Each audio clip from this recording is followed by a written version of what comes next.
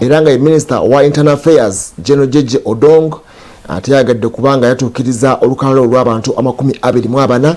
n'ategeeza nti IGP Martin Okoth Ochola ajja kugenda maaso abawandiikire mu butongole ate olwaliro wataabeewo nkyukakyuka wali ku kitebe kyabwe enaggulu ajja kugenda maaso ayasanguze amannya g'abantu abo 24 abagobeddwa mu poliisi y'eggwanga. Tujjukira nti ate mu myuka we Munafu Paul Okech yagenda maaso n'aboogerako emabegakaawo nti balina okunoonyeza ku baali batandise ku bantu abo bamawaggali mu poliisi y'eggwanga. Yembeera gye baataddewo okugogola ekitongole kya poliisi tusuubira nti bonna abo tujja bikutuusaako olunaku olw'enkya obaolyawo enteekateeka zino bwe zinaaba ziwedde ne batubuulira amannya g'abantu abo either mu press conference oba mu nteekateeka enjawulo. Naye nga leero bw'ataabayo omukyukakyuka yonna amannya ago gagenda kubeera nga gasanguzibwa abantu abo babeere nga bafuumuulwa mu poliisi y'eggwanga. Zemawadi Wamala nga bwe gambye ate munnange naye kamukwasa kulamuseeko tulabe tutandika enkya ya leero.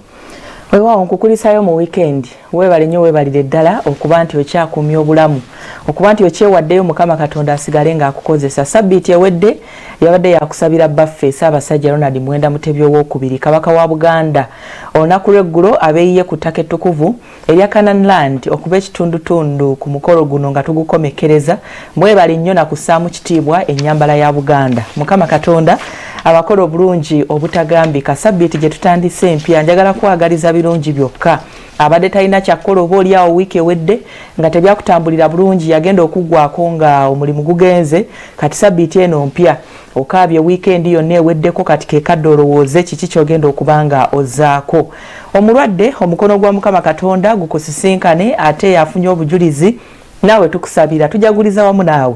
Mukama Katonda ayongere okunyweza ekyo kyakuwadde ate naawe tomera malala kiyambeko abakwetoolodde naye ajja kubanga akwongera ebirala bingi nnyo. Abavubuka mu ngeri ey'enjawulo mbabuuzaako ne mbeebaza gyonna gye mutuusaako engalo. Mwebale abatetenkanyiza abasazeewo obutatuula kubeera awo oba na mu mbeera ya kireerese nga muyiiya mulinawo ko ke mukola. Mukama Katonda abateekeremu omukisa. Nise Nabwire Busitemani Yengo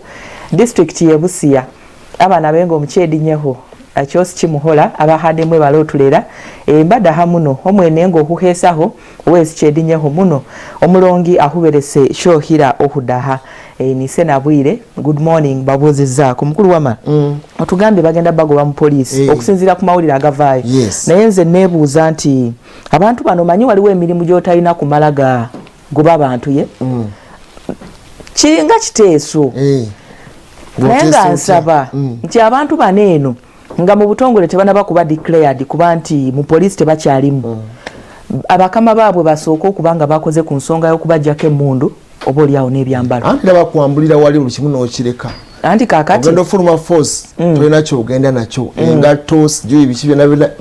kubanga kati bwe mba nkoze ku salt media tugeze emyaka nga 7 olunaku olwaleero nemba nga ngenda kugobwa mwami lumu nangamba nti jamu uniform gireete wantu we buli kimu kyetu are you sure anti sirinayo nkadde za salt zonna zireete ate anaamanya anti kakati bwongobera wano nze nzija ku mulimu nga bwe mbadde nzize naye nga nzize mu miti yakugoba nti ono okusinzira bwati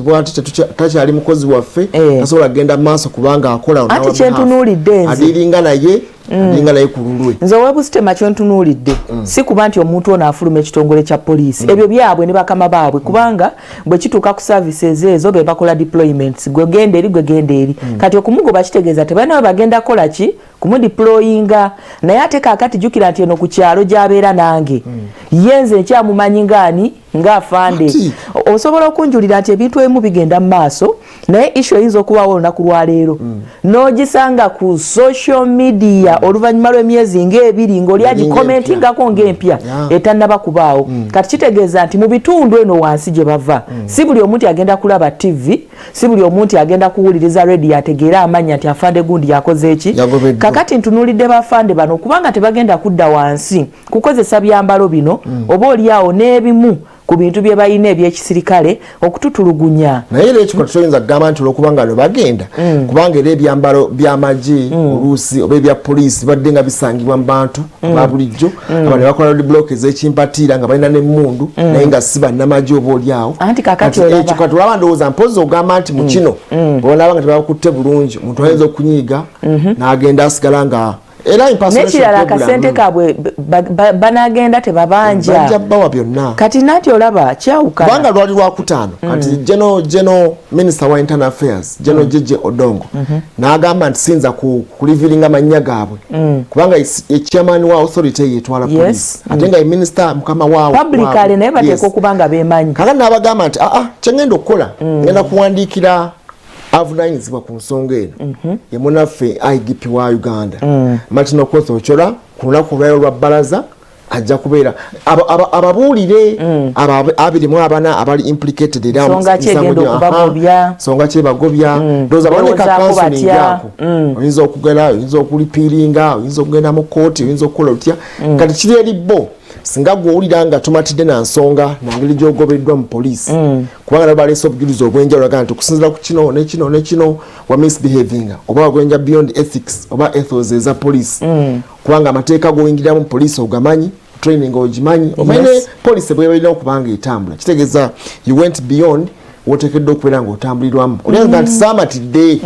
naye ng'obutali bumativu buno nze nandisabye omuntu awe expressing nga poliisi eri sure nti byonna byonna ebyetaagisa emaze okukola ki kakati mukulu wa mala oli munnamawulire toyinza kubula yeeyo akaka akagundi kakantu akali related ka gadget nga kamawulire mu nnyumba yo newankubadde wano waliwo ebiri official ebikozesebwa kati gwe ng'omuntu ebiseera ebisinga emirimu gino gye tukola mwekubiriza n'ogamba yine mba munnamawulire kyatalina kompyuta muki mu nnyumba n'osalawo okole ki ogyetuuseeko era oba oli awo teri ayinza kugaana kati gula kamera na lapeero kubanga ye field yo ne woba obiguze ku ssente zo nti obiteeka eri mu kapasiti y'obwa ndi munnamawulire era bw'ogikozesa ku kyalo bagamba wamala muki munnamawulire kati byawukana kubanga kati bwe tuddako emabega ogamba b'ofiisa nga yagenda n'agula emmundu eyiye n'agitereka nga anti kati bwe tuddako emabega njagala tujjukire nti waliwoko ebiro era wazze wabairawo ebiro ebiteekebwawo nga balina okukolagani what auditing kitegeera nti emmundu ezimu ne basanga nga tezirina layisensi tezirina biwandiiko kakati abantu banene ojjukira nti mu bumenyi bw'amateeka balina files z'abantu oba oli awo ze babadde bakola ki banoonyerezaako ze balina mu ngalo n'ebintu ebirala kakati ebiseera ebisinga ku kyalo oluusi bwe tulaba afande tumuyite tumugamba afande jangu okimena ebizibiti bibino byonna kati byonna handover tuleme kukolera ku assumption bannaye obadde olina fayiro gy'ofollowinga handover bagenda waka agenda okuddira tujjukirako wano waliwo obuofiisa bebakwata IGP General Kale Kayihura yali akyali IGP yabakwata ku lyanguzi aba traffic officers era baleeta before cameras n'abagamba mugjeeko buli kimu n'abambula gundi n'abambula engatto n'abambula amayinja n'abagamba kakati ate olaba ekikolwa ekyo omuntu kiyinza okumwongera obusungu aba alaba ng'aswaziddwa kubanga abasinga obungi bwaba yali akyambala takyambalira muki mu kamera kakati ate okujja okukimwambulira mu kamera ng'abadde abanja ate ng'alinayo akake tujjukire nti bannaffe bano ab'ebyokwerinda gwe kamera osobola ogigula kubanga yo n'ogitereka ewuwowa mu nnyumba naye ate emmundu eyawukana oba olina kunkwata mpola ebintu ng'ebyo jjukira baakola bannaffe ab'omu bitundu by'e Karamoja okuboogereza okuteekawo kalaava ag'enkolagana omuntu alyoka akola ki yes naye bwe tunagamba nti obadde oli enguzi kakati genda kakati kola kijjukira nti abamu ku bo oluusi emisango gikolebwa eyo mu bitundu gye tubeerawo ba mu institutions naye ogenda okwekanga nga fedde ono azizza omusango oba oli awo abadde ali mu nkwawa z'akajjangu okitegeera mukama we kati nze bw'omala gange oba bw'otyo mba nina nange okukola ki okwabya naye mba simwabiza era neerwanako anyhow kale nze ensonga ezo zigenda okuba olwaleero tujja kumanya ebirina ababiddiridde oba oli abanaabaddiramuko bayinza okugenda for caution abantu bagamba papa cautioning baddemu kale kakati awate first time offender bikiwe bityo kakati awo natolode basaze kibanga batagoberedde mitendera kubanga wotukira ku declare ngati waliwo abagenda ogoboteeko kubanga investigations zikoleddwa ngoyogedde nabo naye oyogedde ku traffic officers nenjagala okubayozaayoza wabalabye wabalabye twabakoze kati banekaanekanye babakozeko ki naye uniform yali enkadde gye basookeramu eyo kati kino kye bataddeko bakiyita batya veve part of uniform gye basookera eri eryo yajja 227 ogenda okukyusamu okuddamu eri enjeru yajjamusokoterezeemu uniform ziri ze batwala ne bakuulako emikono ne bassaako oba ziri bazikuŋŋaanyiza ne babawa zino bagasseeko bugassaako kagundi era kasiba busibi wano bwe kati okambala bwambazi n'okayingiza wano tekali full uniform nti yonna yonna kakibeera bwetu kati esigala ng'erina omukono gwayo kano n'okambala bwambazi ne wano kalina era egundi yaako plastika wano esiba mu mukono ne wano ne kasiba kati okambala bwambazi bw'otuno waliwo ebiwayi bye nalabye abasaabaza abantu ku nguudo bagambye kakati awo wafanda omulabye eri nga wanisa omukono n'okola ekyetaagisa kyetagisa bulamu abo naye zensonga ezo kubanga era ze zaali ku nsonga ezaluli ezagisawo naye luli babadde nga babulira mu bafande oba oyo omusirikale oba wa trafiki oba LDU mmere yaabwe eri nga terabika enkofiira yaabwe ate era wootuukira naye kakati eri bwagira bwati weesootinga nojako abiri ne kakubeera nniyaabwe kyekyo kye bategeeza simanyi oba oliawo anyhow ensonga ezo za poliisi ndowooza agenze mu maaso okubanga etereeza bannaffe abebetuka bagaa nti weewaawo kati waakiriko kyawukanako embeera ebaddewo oba bazzeeyo gye baatandikira back to the roots kubanga yali poliisi ya uniform ya poliisi era babayitanga ba mikono myeru okuva ku mbeera eyo kati bazzeeyo ku mikono myeru gyabwe kulabika nti batambuza ekintu kya tugatulako ensonga amawulire amalungi fedde abamu babulina oba oliawo katusobola okuketuusaako ako nokagattako bugasi ensonga endala ennungi ekyagenze maaso over the weekend ensi yonna ekyagenda maaso okubanga yakisanyukidde kwe kulabika nti almost 1.1 billion abantu abakafuna akawumbi kalamba mu nsi yonna abantu abakagemwa agwabeera mawulire malungi ensi yonna erimu obuwumbi 7.8 billion naye bwagenza okutuuka olw'omukaaga nga tali ziraga nti wakiri a billion people bamaze okubeera nga bafuna jaabu agaba mawulire malungi naye nga era wakiri ate waliwo era ensi ezitanatandikako wadde tulabanga almost tugenze less than 5 months eza administration eya covid-19 vaccines naye waliwo era ensi ezitanalagemako wadde omuntu omu nga ne mu africa weziriwa n'ensi ezitulinaanyi wano banaffe abatanzania tebannabagemako wadde omuntu banaffe ab'e burundi tebannatandikako nteeka za gema eritula tenaba kubanga egema naye nga amawulire oloba nti malungi bw'otunulira jaabu zino ezigenze mu maaso ne admission yaazo ensi zino ezisinza okuba eza africa oba zezituyita middle income countries ezo ensi ezitanaba kweyimirira nnyo okubanga zisobola okwetengerera zesinza okubanga zisiba bwe mu mbeera eno ey'okugema ekirwadde ekya covid-19 naye nga waakiri akawumbi bwe tuba twogera essanyu nti kawedde waliwo essanyu mu bannayuganda naye ensi yonna otwaliza wamu mawulire gassanyu weewaawo naye kiwulikikanga omuzadde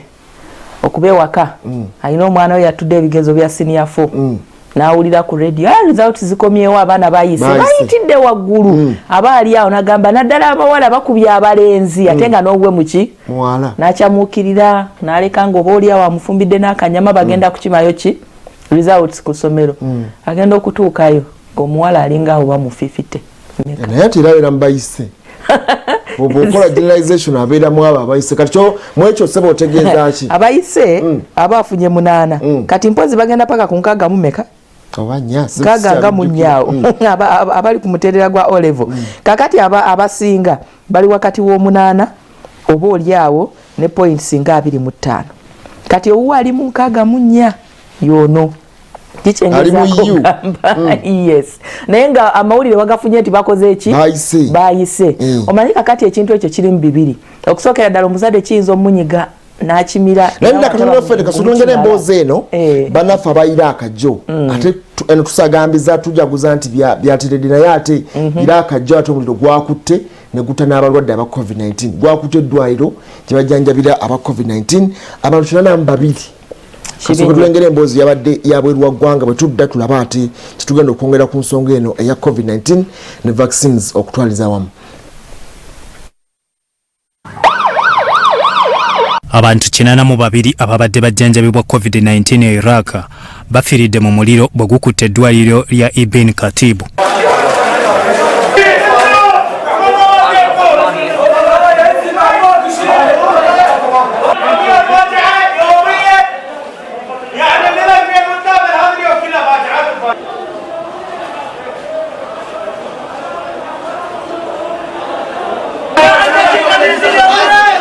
eddwaliro lino liri mu kibuga Baghdad. Abalala 10 balumiziddwa mu muliro guno. Tanka etereka omukaka wabulamu ogwa oxygen eyabise neviirako omuliro okukwata eddwaliro.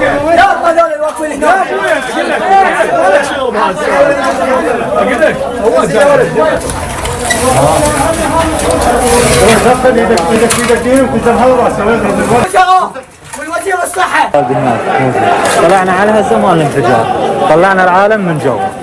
يعني حتى دول البنغلاديش مسؤولين على الاكسجين ولا واحد بس يطقط طنينه واحده خرقت ذنيك الرجهات مال الانعاش. Saba Minister wa Iraq Mustafa al-Kadhimi alangiridde okubuuliriza ku nsonga eno gy'agamba nti obulagajjavu buno si bwa kugumiikiriza.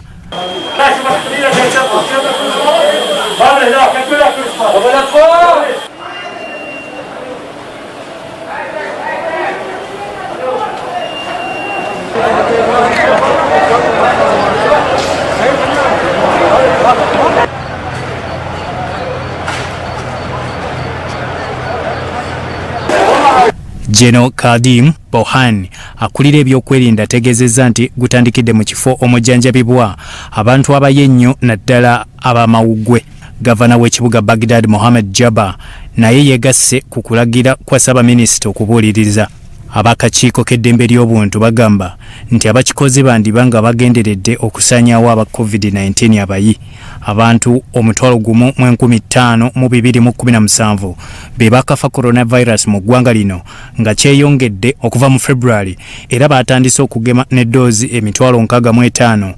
okuva mu mukago ogwa COVAX.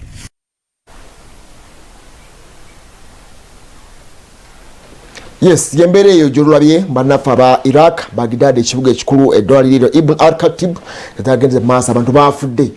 Naye ekyo twabanga kikubanye enkyukwe omuntu double jeopardy eyo ali ku bulumi obwa COVID-19 ate naafa omuliro ate nga kiraka kyabadde deliberate. Twaba bannaffe ab'ebuyindi bano oxygen omulengedde cylinder bagenda kuzookya bookya ate ebuyindi yo teziriyo. Abantu ziri mu black market. Kitegeeza abazirina bazongezaamu almost 10 times the normal price ebadde eya oxygen cylinder. Wano tugenda maaso tugamba nti abantu bagemeddwa naye ate embeera ndowooza ate kintu kyali kizibu nnyo mu mawanga agasinga obungi obaolyawo. Embeera si nnungi eyo yeefaananyirizaako eyalinga wano ku muliraano e Congo wakati mu kulwanyisa ekirwadde ekya Ebola. Ng'olaba nti era waliwo abazigu abalumba enkambi abajjanjabirwa ne batwala ebikozesebwa oluusi nazo ne zikwata omuliro. So embeera eyo bwetyo eba yakusoomozebwa okutwaliza awamu. Tubasaasiddeko nnyo bannaffe, Mukama Katonda abeeko ne kyakola. Naye twagala kuwanjagira bannaffe abali mu bintu bino, abo abalina enkizo oba olyawo okufuna access ku bintu binene ebikozesebwa nti amagoba geetaagisa nga muna business. Naye ate tegandibadde ku expense y'obulamu bw'omuntu. Tosobola kugamba nti gwe holdings cylinders abantu nga 2 ne bakutuka n'osigala ng'oli musanyufu. Bajja zigula, tofaayo bajja zigula. Kwegamba ng'olinga atunda season ya Christmas oba Easter. Bw'ogenda ebuyindi ddala mu Delhi ekibuga kyabwe ekikulu abantu bali bubi nnyo tewakyali ddwaliro lyonna lirina kitanda kyonna. Ate embeera abantu basazeewo ku bantu babajjanjabira ewaka nekyononesebwonoonesi kitabuse butabuse kubanga olina okufuna sirinda waakiri omulwadde gwe omwetereko oxygen ng'ali waka naye tezirabikako. Buyindi yafunako ekizibu kyekimu ng'ekyo nabo balina leak eza oxygen owaabwe n'atandika okuba nga afuumuuka n'abeera nga ate nabo yali bayisabe kati naye bwe tulaba nti nnengera wano ndaba nti eggwanga erya Israeli erisinza okuba nga ligema mu nteekateeka y'okugema almost bo abantu 610 wetwogerera mu ggwanga eri abamaze okubeera nga bagemeddwa. Nabo tunula kati baddirwako bannaffe aba United Arab Emirates bannaffe Abu Dhabi abalangira bali olulyo bannaffe abawarabu n'abagenze maaso okubanga naye still era bw'otunula ssaaja eno egenda mu nsi ez'enjawulo n'okola average olaba nga ekintu kyali ky'amaanyi kikyali kinene nnyo. Ne Africa mbadde ndabanga nayo almost etuuse ng'akakadde something abadde okubanga babaze okufuna jabs naye ng'era olaba nti embeera ekyalinze twogera eggwanga eryaffe erya Uganda wano vaccine zajja twatandika omwezi oguwedde ng'ennaku z'omwezi 10 naye twogera twakagema abantu ng'emitwalo close to 25 naye olengera nti wakyaliwo uptake ekyali ntono nnyo ate nga batugamba surge oba second wave eyinza okujja tinebera nga nzibu nnyo naye ndowooza covid ye yoyo bwatu bwatambula mu nsi yonna naye ngaekizibu kyali kyamaanyi nnyo n'ensi ez'ebweru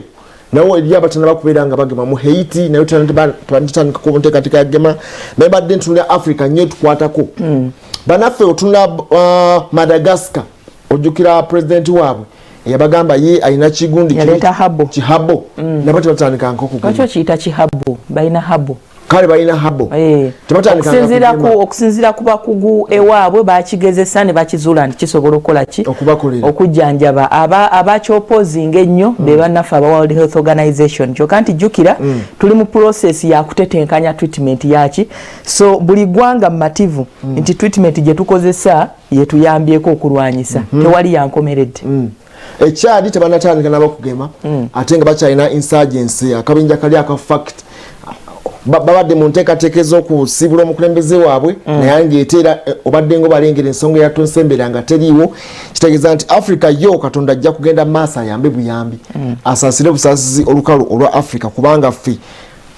tuli baavu ate nga wakyaliwo ne scramble eya vaccines zino nti badalengera vaccine oba Covax ngebadde eyambako mu nteekateeka y'okuwa amawanga gano amaavu okugayambako okufuna akadagala kano okweyambisa okuteekateeka eno naye ngaera still alina abantu bennyini abamu Africa nabo abandi badde beyambayambako n'obuntu obusookerwako embeera ekyali nzibu nnyo kati awaliwo obwetaavu obw'enjawulo okuyambako amawanga gano aga Africa amawanga gali 12 agatanatandika naye nga 12 at least 7 gali mu Africa naye nanti obuzibu bwe tusinze okusanga nga ffe Africa nti tetwekolera bali eri abakola nabo bali mu bwetaavu bwolaba nti bali mu situation yemu kakati tosobola kubuuka n'owamulirwana enjala ng'abaana bo bakola ki baayuya mu nnyumba kakati ate obuzibu obulala bwe tusisinkanye nti kuno okwemulugunya okutandise okubanga kuvaayo ku vaccines okubanga ziri expired ate nazo zirina engeri gye zigenda okuzzaamuko emabega enteekateeka zino ez'okugema jjukira nti naddala ffe wano ku lukalu olwa Africa ekirwadde kya COVID-19 tetwakiwelcoming oba oliawo sigamba nti kukyaniriza kukuba miziro oba kukola ki okwetegeka n'okukkiriza nti naffe kisobola okukola ki okutukuba oba okutuluma ffe ekirwadde kino tukirabanga kyabannaffe bali bakyeruppe okusookera ddala abanafu emibiri gyabwe mbuminafu mbunendyambi obudde engeri gye babeeramu bunyogovu nnyo biki n'ebirala factors ezo ze twali tulina so kakati mu process y'okutandika ate okwagala ate okwaniriza kale batugeme kati bw'otandika okuwulira amawulire ngaaga ate ziri expired ziri bikiwe bityo ogwamu amaanyi naye ne bwe katulindiye lwakuba nti conclusion eyo eruddewo okukolebwa bannaffe bano bagamba nti vaccines ezo teziri expired zisobolera ddala okusigala nga zikola ki nga nawe bw'osobola okusiika ndowooza obw'okulya bwo n'ossaako just expired date nti 2 weeks from now nga ate zisobola okutambulayo omwezi omulala mu maaso kubanga babituwanga ebimu ebyokulya ebyo naye nga bimalako ttaamu namba n'obireka ne mu keesi n'oddayo n'okola ki so kakati oba yembeera yeefaananyirizaako vaccines zino bannaffe abamu babagambye nti balindirire abamu kubali mu mawanga ago gomenye bano ba Malawi ba South Sudan banagana ezaabwe ezayonoonese naye ndowooza ate awo tuteekeddwa okubanga twegendereza kubanga otunulira India yebadde egenda maaso okukola vaccines zibadde esindika mu Africa otunulira Serum Institute of Vaccines yebadde ekola vaccines zibadde zitambula kitegeeza baholtinga oba ne babaaninga obutaddamu fulumya wadde aka vaccine kitegeeza ki eri amawanga nagande gasuubira okuba nga afunamu India kitegeeza nti deadline kubanga naffe tuba tusuubira nti almost obukadde nga 3 bwa vaccines badde busuubirwa omwezi ogujja ogwokutaano kitegeeza deadline eyo either tuyinza okufuna ekitono supply nga ntono oba obutatubiitinga deadline kakati awo kitegeeza bannayuganda bwe banga gye tubali tusuubira gye twaddukira nga baba wano kibakuba bafo jafiirwa abantu 3,000 bafiirwa abantu 2,000 mu something olunaku lumu 24 hours ababuyindi abantu abafa bafuna cases 3,000 olunaku lumu kitegeeza nti ate abantu abakyali ewaka kati abantu basazeewo amalwaliro gajjudde ebitanda byaweddeyo kati abantu basazeewo bafiira waka olaba crematoriums ebyo ebifo bye bookeramu abantu ababeera bafudde enku tebakyaziina ezookya abantu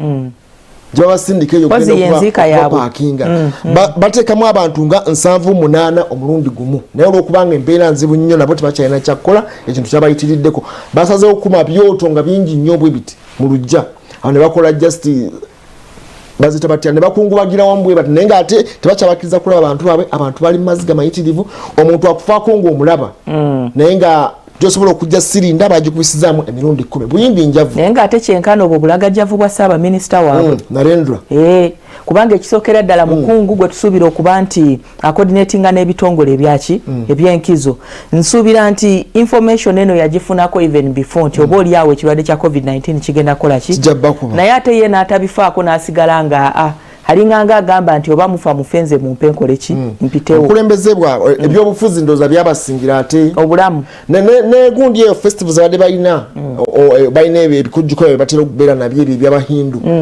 sigasigalangi kati bagenda okujja nga bangi bakola batya kakati awo kubanga okusookera ddala buyindi weewaawo ffenna tukubiddwa COVID-19 naye buyindi gegamu ku mawanga gensuubira nti gandibadde gayiga ekimala kubanga bo mugundi muyaga guli eri ogwasookera ddala omuntu watukira okulya kasasiro abakulembeze bandibadde balaba ebintu bindi njavu bandibadde babiraba kubanga era bw'otunuulira ne settings zaabwe wano twetenda okuba mu ghetto naye ate ze ezabuyindi zasukkawo baavu ate bangi 1.3 billion population abantu ba buyindi baavu abasingira ddala bw'olengera eno kati bw'oboogeraganya Delhi nga yo ekibuga ekikulu ogenda Karikata Delhi awo kati waliwo ku kasamsa ne bw'ogenda eri mu Bengal egenda maaso okubaje gye bateekateeka enteeka y'okulonda ababaka ba parliament ate nga n'ekibiina ekiri mu buyinza kyagala obukulembeze okubutwala mu maaso Ssaabaminisita ekibiina ki kyakulembera olaba nti kati awo bagenda kufa ate era nga bakyafa kubanga tebayimiriza mbyakulu batera just lockdown katono nnyo ne bagala bazzeeyo mu kafyu bazzeeyo mu mbeera enzibu ennyo naye nga baagala kubanga eggwanga erya bwindi lisabirwa kale tugenda omulamu katono nnyo bwe tudda tugenda kate bweru eggwanga tulabe bo bawandise biki naye nga buyindi yo buli alina kyasobola okugisabira agisabire mu nzikiriza gyakkirizamu katudde katono nnyo oluvannyuma lw'obubaka buno.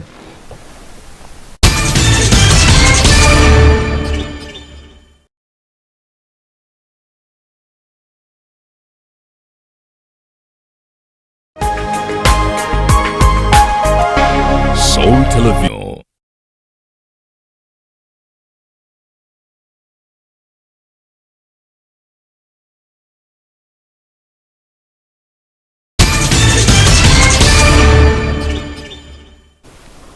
Tukulisa mu kumula kukyagenda maaso program Omunnyo Ku Makya akadde kantu batugenda kate bweru eggwanga tulabe papa wanise biki ensonga ez'enjawulo ez'amawulire gaabwe olupapula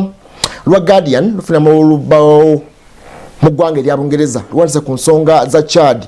luwandise nti okuva lwe baatirimbula eyali omukulembeze waabwe Idris Deby Itno ate amekanso eganye okukkaanya n'akabinja kali akabayekera aka Front for Change and Concord in Charge pozi yazikibwa ku Lwokutaano kakati kabadde akabinja kagamba nti batule ku mmeeza bakkaanye ne mutabani n'omutabani eyazze mu ntebe eya Daddy munaffe Mahamat abaga nti batule ku mmeeza ebibadde bibatabula ne taata ensonga ez'obulumbaganyi n'obutujju batule ku mmeeza bakkaanye kakati amekanso egambe teyinza kutula namuyekera kubeera nga bakkaanya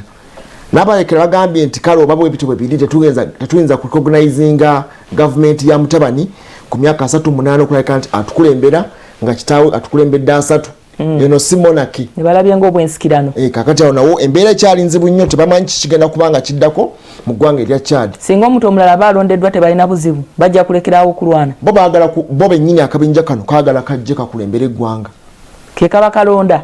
kokatwale ebere military regime bo babere nga bakulembera tebagala bino byakuba nti baddamu okulabika nti bakulemberwa omuntu yenna avudde mu kibiina kino movement ya munaffe Idris Deby kubanga tune eggwanga erya Chad nti Deby ye yali akwata ebintu bye naye nga ataddemu nnyo ab'eŋŋanda bako n'ab'emikwano okulembezebwe nanti be yali amanyi kati ate n'ekizibu ekiriwo famire ye erina obutakkaanya onoono Deby yennyini Mahamat Deby Itno bawadde obukulembeze oba okumala omwaka ogumu n'ekitundu naye n'obutakkaanya obubwe ne famire nga yo maama abadde first lady waliwo ensonga z'obusika waliwo omutabani omulala step brother bamwita Zakaria Itno naye yaganze nali nteekeddwa okuba nga nsikira taata kati awo nawo ate maama yateekwa okusika abaana be balonda tate bwe yamugamba ndowooza yamugambirawa anti akati ono bwagenda byambu bye tuyita wolokoso yagenda okusoma yasoma kati ngera bumanyi kati government ebadde etambulizibwa bangana bakola ba mikwano bwe yamaliriza okusoma ate Debbie n'amufuula ambassador owa United Arab Emirates kati akomawo asanga Itino Mahamat nga bawadde obuyinza kati nabo bakyalina okusika omugwo kwabwe nga famire eddaame ligamba litya naye nga n'akabinja kenyini akabayekera kabagamba nedda naye yembeera eri mu ggwanga erya Chad ate oluvannyuma ate ono lido w'akabinja kano bamuyita Mahad Ali ana yalina ensonga ezze kubanga bamuyitako mu Libya eyo ng'alina era ensonga zeyateekayo naye ng'okusikomwa kukyaliwo tewali amanyi kigenda kuddako kubanga baali bamirizzaamuko obulumbaganyi nga bagamba kwasoke balinda okukungubaga n'okuziika omukulembeze ono okwafundikidde olunaku olwokutaano kati nabo bagamba oba baddamu okutandikira awo kubanga nono tobani bamugaye tugenda kuwa obukumya obwetaagisa Emmanuel Macron owa Bufaransa nga president tugenda kukuuma eggwanga lyo nokulabika nti ensalo zonna zitambuzibwa nga tewali akutaddeko obulumbaganyi bwonna. Okay, katubasabire bannaffe abo batuuke ku nzikiriziganya naye wekituukamu omulyo ebintu by'ensimbi bitera okukalubamuko bwe tuvaayo ngenda kutandikira ku lukalo lwa Africa olupapula lwa Daily Nation luwandiise waneno ku ggwanga erya South Sudan mwana wattu bano bafunye ku ssente ekitongole ekibawadde ensimbi zino okubanga bagenda maaso n'okubanga bazikozesa be bannaffe aba European Union era nga bano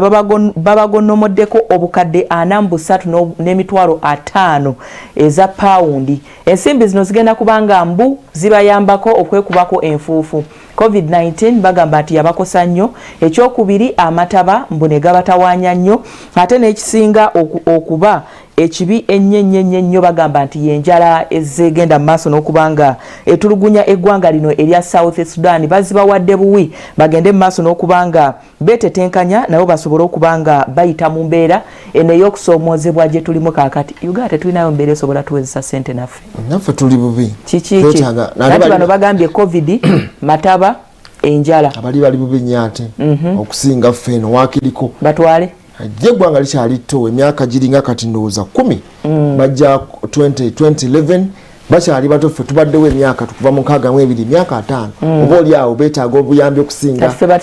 twabayambala kukola establishment zaabwe twaba twaliranga ebintu ebizimbisibwa bikola bitya wadde batwefunira n'okubatuuza ate ne batukuba n'otukuba era n'ensonga bwe zibaayira baddukira eno Salva Kiir omujjukira ne munne Riek Machar bwe byagaana era baddukira eno omukulu abakanisi okutuuka omukulu bwe yabitereeza genda omwe gabana mukkirize mutambuze ekintu anyhow ezo nsonga za South Sudan naye bwe tugenda mu lupapula lwa Guardian era banse ku kabenja akabaddewo waliwo akabenja akabadde mu square emu mu Albania eyo omusajja wadde avuga emmotoka ng'ajingiza abantu babadde bagenda maaso okubagemera bagambye yabadde alese bikozesebwa yabadde atamidde obazze kumugema yabadde nga mutujju naye ng'emmotoka gyavuga tekkirizibwayo mu square eyo square bagiyita bata Skanderbeg square bwali bagenda maaso okugemerawo abantu naye ba passers by omuntu yabadde ebbali omusajja amulemeredde emmotoka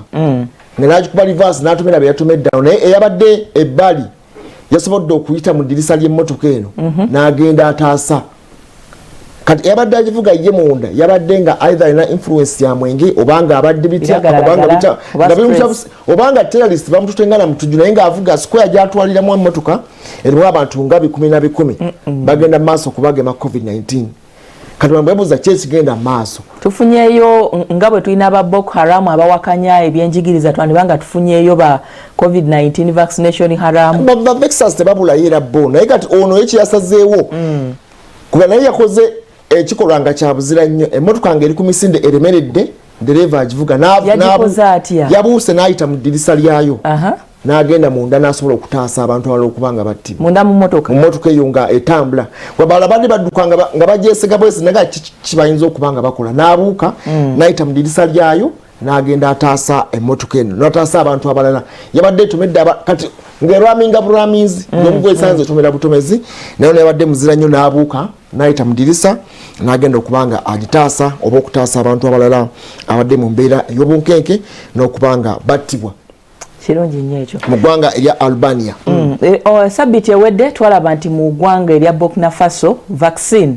eddagala erigema ekirwadde kya malaria lyali lizuuliddwa era okusinziira ku bakugu alipoota ezivaayo era zeeyongera okulaga nti eddagala lino eno liri effective oba lisobolera ddala okuyambako okutangira ekirwadde kino n'ebitundu 7.7 ku 100 bakyagenda mu maaso n'okuba nga baliyekebejja bannaffe aba Oxford University bwe batyo bakulemberamu enteekateeka eno kigambibwa nti waliwo n'eddala eryazuulwawo nga lisobola okuwonya naye nga ddyo likyali ku bitundu 39 ku 100 emboozi eno tujja gigeraageranya ku mawulire agava mu ggwanga erya Kenya